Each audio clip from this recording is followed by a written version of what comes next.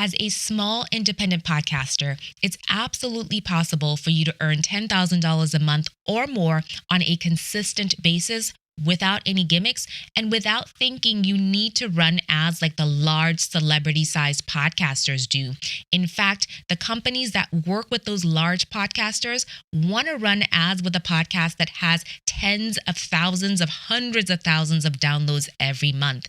And if you aren't quite there yet, don't worry, because there are other ways for you to earn a living using your podcast. And there are two reasons I would say most podcasters aren't doing that yet.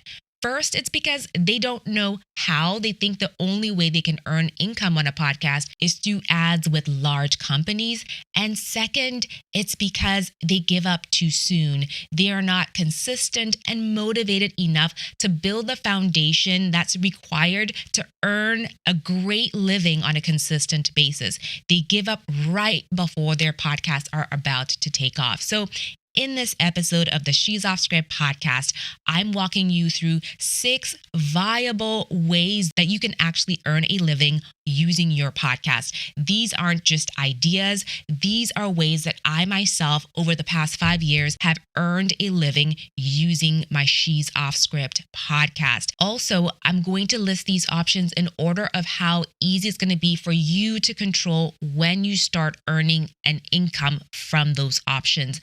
Some of these are going to be dependent on external factors, and I will break it down in detail as we go through them. All right, so let's kick off with number 6, which is affiliate marketing. I'm sure you've heard of this in a lot of different contexts, but you may not know how it applies to podcasting. So let me first of all break down what affiliate marketing is and show you how I'm using it in my own business. And hopefully that gives you some ideas of how you can implement it as you are growing your podcast. So put simply, affiliate marketing is a form of relationship marketing where I can recommend a product to a friend or family member. And if that family member purchases that product or service, the person selling the product or service as a thank you to me will give me a portion of whatever my friend or family member spent to purchase that product or service. Now, this happens at no additional cost to the person you recommended the product or service to. Typically, sellers will give you an opportunity or a way to generate a link that is unique to you so they can tell that whoever purchased the product or service was recommended by you. Typically, there are platforms like Thrivecart, for example, where I, as a recommender, I, as an affiliate partner, can go on there and see how much traffic have I sent to the seller and how much have I earned as a result of the traffic I've sent to them. How much have I earned as a result of people actually purchasing from them? So in my business, this has taken on a lot of different forms. There are products and services that I use on a regular basis that are helpful to me as a business owner that I have shared with you all over the years, whether it's software that I use every day. For example, ClickUp is software that I've mentioned to you guys over and over again. And on ClickUp's platform, they give you a way to generate an affiliate link. They give you the opportunity to become an affiliate partner. I put that affiliate link into the description box under my YouTube videos, in the show notes under my podcast episodes. Wherever I talk about it, I will send you to that link. And if you choose to subscribe to one of their tiers, I will then be rewarded by getting a cut of that. If I do that enough times, it could actually turn into a substantial amount of income. However, I'm not actively promoting any one product or service, so the income comes in sporadically, but tiny drops of water create an ocean. So not only have I done it with software, I've done it whenever people have asked, what podcast mic do you use? I have an affiliate link for it. And when I give you the affiliate link, you purchase it, I get a cut back from the seller as a thank you for sending them a new customer. Now, this has taken several forms, as I said. Another example of how this also has worked in my favor is I've taken a lot of courses over the years to learn skills that have been instrumental in me growing my business. One of them has been an ads course. You may or may not have seen Abu's face on the internet, and his face chased me around the internet so often that I realized, wow, this guy actually knows what he's doing when it comes to ads. I took his ads course. It was amazing. And now I recommend it to other people who are thinking about taking an ads course. Now, he gives his students the ability to become affiliates. And I do have Abu's course link in the description box or in the show notes under my podcast episodes or my YouTube videos. And anytime somebody clicks that, I will get an email from Abu saying, thank you for the referral. Here's $200. If I do that enough times, that adds up to a significant amount every single month. And Abu's course is not the only one that I have taken or recommended over the years. So let's turn this back on you. What are the products and services that you are using on a daily basis in whatever niche your podcast is in?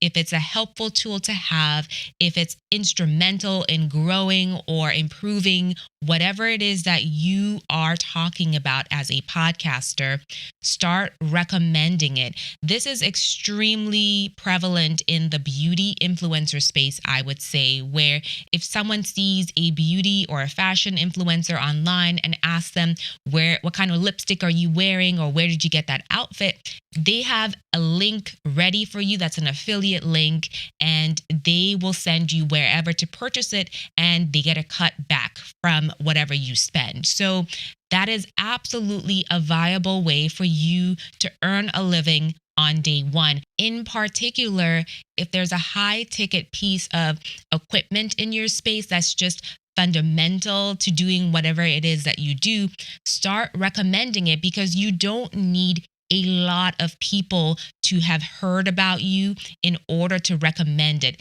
If you recommend it to 5 people a month, that is enough to start to earn a good living from just affiliate linking. And as I mentioned before, you may want to implement a combination of some of the options I'll be sharing with you today, because there are some seasons where affiliate revenue is going to be higher than some of the other revenues that I'm sharing with you today. But take your time as you are implementing these. You don't have to do them all at once, but once you get the hang of affiliate marketing, then you can tack on the next thing. So then number 5 on the list is going to be to productize your knowledge through digital products. This is something that, once again, is not new, but you may not know how to apply it as a podcaster.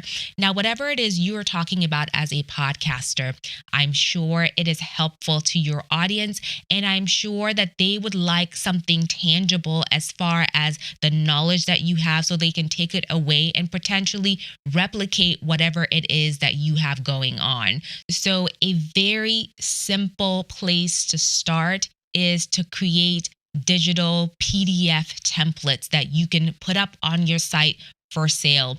If you don't want to create a website for yourself, you can go to sites like Gumroad, and all you do is create an account, upload your digital product, and tell Gumroad where to send your money when people purchase from you. So think back. What are the things that you are good at that people are always asking you, how do you do it? And find ways to productize those things. So in my world, this is what it has looked like. I have a podcast where I talk about business building, and many of you have approached me. We've talked one-on-one about business building, and I only have capacity to help so many of you on a one-on-one basis. This led me to create the Side Business Lab, which is a course that allows me to serve many people and show them how to go from idea to their first customer in the form of a digital course. Now, with the Side Business Lab, it's a little bit of a hybrid because there is a weekly in-person component to it. However, you don't need to do that. You could just have a straight up course that people can take at their own pace, and that's it, right? I also have created a membership before that we currently have a waiting list for if you're interested in joining, but Boss Off Script was a great way for me to gather a community of people who are like-minded and who are building businesses, right? This was a good way for us to bounce ideas off of each other as we were building our businesses. I've done that because that is a need that my community expressed that they had. I've also had a lot of you in my DMs asking me, how did you start the podcast? Which is why I've decided to launch a podcasting course. It's currently in its beta testing mode with our first cohort, but if you want to be a part of our next cohort, be sure to join the waitlist. I will leave the link in the description box if you're watching on YouTube, or if you're listening to the audio version of this, it will be in the show notes. But another digital product that I've decided to include within the course is templates. A lot of you have asked how I'm able to get the layout of the video podcast that I share on YouTube, or the layout of the clips that I share on Instagram and across social media, or the carousels that I share on Instagram.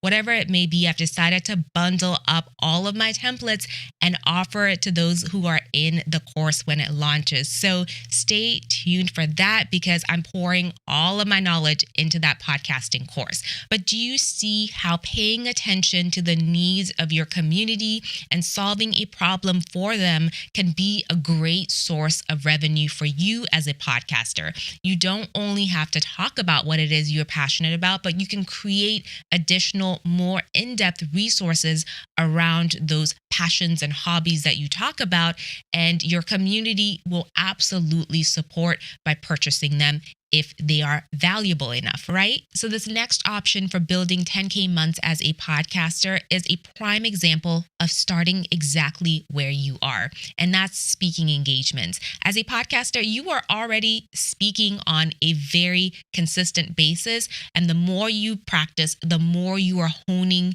your craft as a speaker. While you may not be recording in front of a live studio audience, you're probably in your closet, in a room by yourself recording your podcast, but it isn't that much of a leap that you could speak in front of an audience, whether it's within a corporation. There's so many corporations that plan employee engagement or enrichment activities around a plethora of topics, whether it's mental health, whether it's speaking skills, whatever it is. You could put yourself in front of those corporations and let them know, hey, I'm a podcaster that speaks about X, Y, and Z, and this is how it would help your employees if I could share my expertise with them. Now, if you pitch yourself correctly, right, you need to learn how it is that you can do that. You should be able to do it right off the bat because you're already an expert and you're already speaking about it. You can go in front of crowds, no matter what the size is, and get paid to do so. They don't all have to be free engagements, and you don't have to have a portfolio necessarily of live speaking engagements in order to get paid, because your portfolio is your podcast, right? You've shown people that you have the ability to clearly communicate whatever it is that you talk about within your niche. If you're interested in digging a little bit deeper into this option, in episode 135 of the She's Off Script podcast, we had Rhonda Khan on, and she is a public speaking coach, and she gave some amazing tips on how you can start your public speaking career. So check that episode out, and you can absolutely, from day one of your podcast, use this as a way to build your 10K months. So for me personally, within my business, in addition, of course, to being invited to be a guest on other people's podcasts, I've also been invited to keynote at people's conferences and galas. I've been asked to join virtual conferences to give workshops. I've been asked to moderate and ask questions because I do it pretty well, if I do say so myself, on my own podcast. So I've also been invited out to moderate panels when people are having events and conferences. So already just the skill of being a podcaster has created quite a few streams of income for me. It is up to you as a podcaster to pitch yourself for the opportunities, because early on, they aren't just going to appear. People are not going to just reach out to you. You need to pitch yourself. And once again, your podcast is your portfolio. So don't be shy about putting yourself in spaces or putting yourself in front of people, raising your hand, because even if the answer isn't yes today, next year when they're having that conference, because these events tend to be recurring, you are on a short list or they already know of you, and you will improve and fine tune your pitch over time. So check out that episode with Rhonda. I think it was very helpful. All right, so we are halfway through the list. And if you're already getting ideas and you're feeling like, yes, I can do this, I want you to put 10K podcaster in the comments, because number one, saying it out loud and admitting it to yourself is the first step towards making it a reality.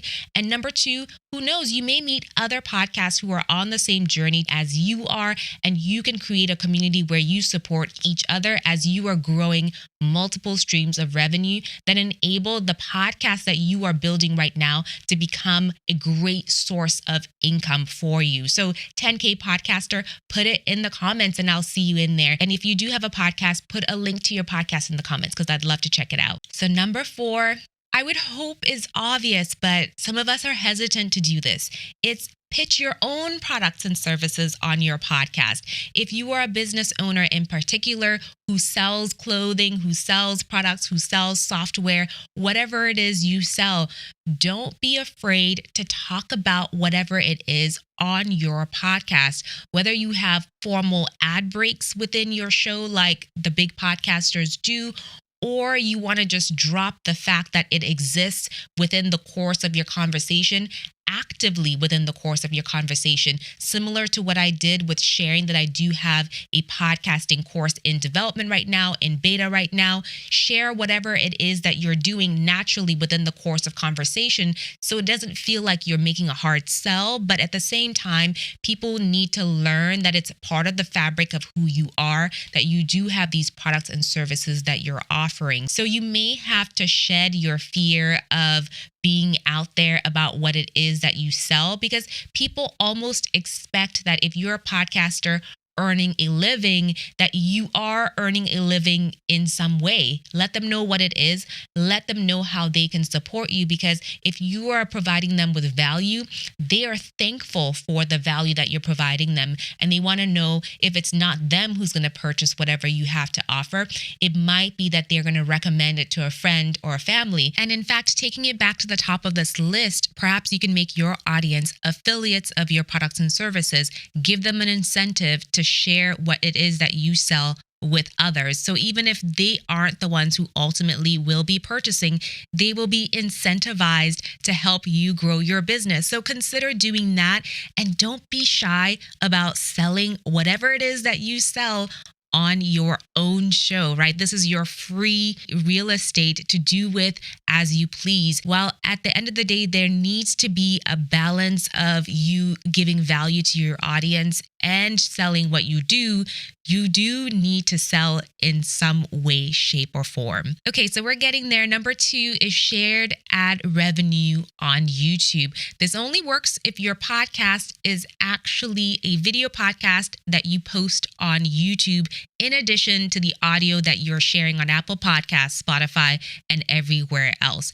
YouTube is unique in the podcasting space because you could share your video podcast in the same way you would share any other video on YouTube.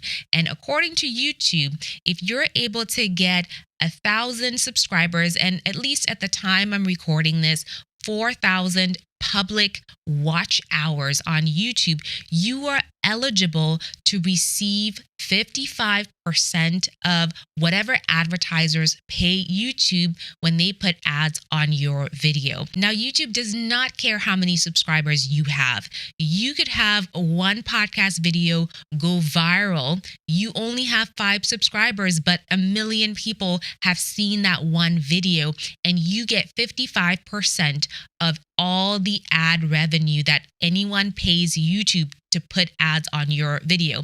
Podcasts tend to be longer. This one, for example, on average is 30 minutes long, which means it gives YouTube the ability to place at least 3 ads on each video, at least, right? So if you are a podcaster on this platform, your video attracts a lot of eyes because the platform doesn't necessarily care who you are. They just care what it is that you have to say, what it is that you have to offer. If you have the answer to someone's question, you will be found on this platform. So be strategic about the kinds of podcast episodes that you are creating, especially if you intend to leverage search engine optimization, SEO, to be found on a platform like YouTube by your audience that's looking to get their question answered or that's looking to be entertained in the way that you entertain. So be mindful of that. And if you are able to create a podcast that's engaging enough on YouTube, you can share in the revenue that YouTube has for its creators. Now, the reason that this is towards the end of the list is because you don't necessarily have any control over when you can start earning the ad revenue. You need to get the 1,000 subscribers. You need to get the 4,000 watch hours before that will get turned on for you.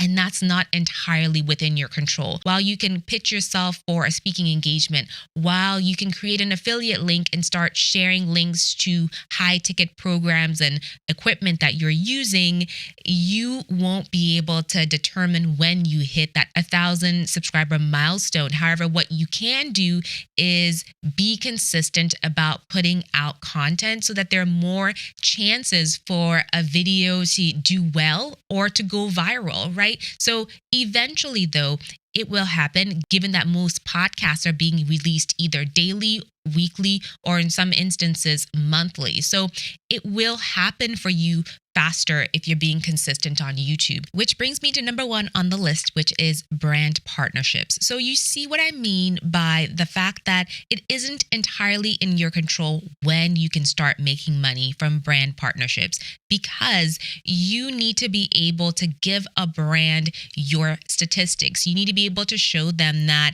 if they invest in your podcast, they will get a return in the form of eyes, an audience who actually is engaged with your show, that trusts what it is that you are sharing, and that if you were to share the brand with your audience, they would potentially purchase. There's no guarantee, of course, but you need to be able to demonstrate that to a brand before they're going to actually sponsor your show. Now, once again, this isn't a hypothetical. I've had brands as an independent creator who have sponsored videos on my She's Off Script YouTube channel. If you've been listening to this podcast or watching this podcast for a while, you know that I haven't had a sponsored podcast episode, but it is something that I'm working more on this season. But what I have seen other podcasters do who are independent is, for example, if they are a personal finance podcast, they will have a finance-based company sponsor the entire season or half the season for their podcast. And that means you don't have to go through the headache of switching out the sponsor for every single episode, because as independent podcasters, we don't have a lot of bandwidth to do the dynamic insertion that other podcasters with much more resources do. By dynamic insertion, if you're not familiar, I mean the fact that certain podcast platforms are able to switch out the ads depending on the season and depending on how many episodes an advertiser has paid for. If you are an independent podcaster, chances are the ad is in your podcast for life. So that is certainly something that is a perk for advertisers or brands that are partnering with you if you want them to work with you. Now, you can let them know that in addition to being a title sponsor for your podcast, you can also share about them as your brand partner on your social media posts. You can also have brand partnerships in the form of content that you can create for their platform. So it doesn't necessarily have to be a relationship where the brand is sponsoring your podcast. Remember, you do have skills as a podcaster that they need, right? So you could create podcasts for them. You could host podcasts for other brands. There are a lot of ways that you can be creative about partnering with brands in order to generate income through your podcast. It doesn't necessarily have to be that the brands sponsor your show. You can partner with the brands for live events for your podcast audience, or you can host a workshop series for your audience that's sponsored by that brand. And perhaps you will give the brand the opportunity to address your audience directly, whether it's an in-person event or a virtual event. You can get creative about what brand partnerships can look like for you as a podcaster, but it's absolutely a viable way for you to build towards that $10,000 or more mark a month. So I would encourage you to rewatch this, brainstorm as you listen to each and every one of these ways that this can be applicable to you as you are growing and hosting your podcast, because it's not all about the ad revenue. There are other ways that you can generate a real living from your podcast. So don't be discouraged if you're still in the early stages of your podcast building journey. As I said, if you quit too soon, you will have stopped right before you're about to take off. You will have stopped before you have gathered all the data that brands are looking for, or gathered all the data that will help you create digital products that your audience actually wants. So there is probably going to be a period of time where you're simply building and listening to the results that you get from building. Don't allow that to discourage you. Keep on going as you're building the podcast, because on the other side of your building phase, you are going to be able to make this income. So in the comments, put in 10K podcaster, and don't forget to share your podcast, because I would love to see what you're building. Before you head out though, do me a favor. Don't forget to subscribe to this podcast and share it with someone else who could use this inspiration as they are building their business. With that, we'll see you right back here next Thursday for another podcast episode. Bye.